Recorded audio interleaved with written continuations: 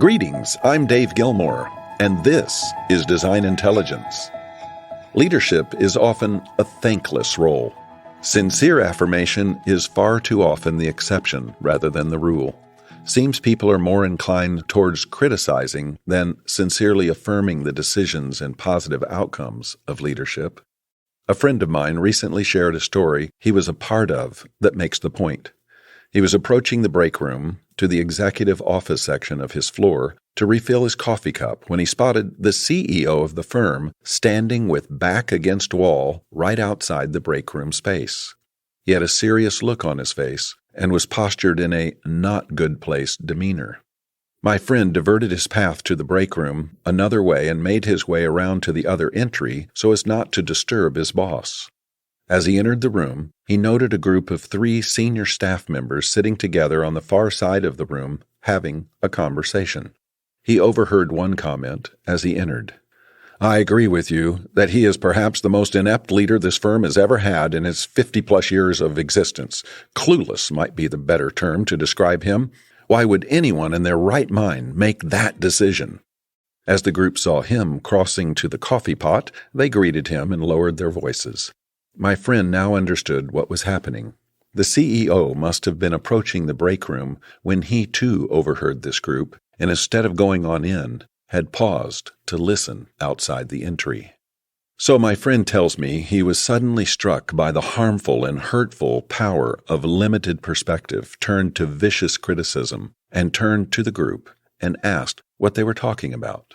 2 of them sat there silent as if caught in their negativity, while the other cavalierly responded, "We were discussing the clueless decisions coming out of the CEO's office.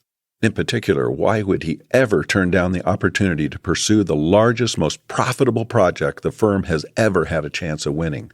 Everybody's talking about it, you know." My friend pulled up a chair to join the group and said, "Well, you and everybody else must not have the facts. The CEO, when he was informed of the opportunity and our supposed inside advantage relationship with one of the client decision makers, had our research group look into the financials of the client, the status of other large projects they had launched in the past few years, and in particular, the details about the inside source.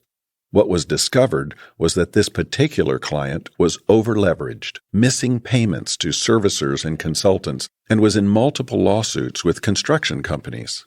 It was also discovered that 2 of the 3 projects in duress were sponsored by the same inside relationship source sponsoring us. After careful analysis, relationship checks, and running it through the risk committee, he decided to pass on it. And those are the facts. Probably best to get them before you open your mouth to spread negative criticisms. Having him at the helm making informed decisions is what's keeping us profitable and saving our jobs. My friend left the break room, walked right past the CEO who was still standing there, and headed back to his area of the floor. That was it.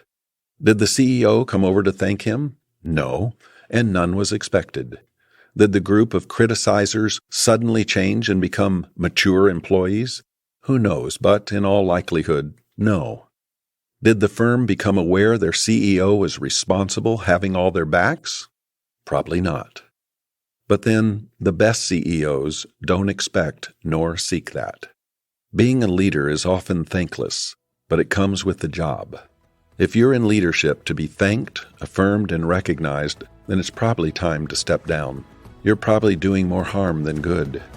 If you're in it to advance the organization, drive common success, and leave the firm better when you leave, well, then you're in the right place. What kind of leader are you? Until next time, I'm Dave Gilmore, and this is Design Intelligence.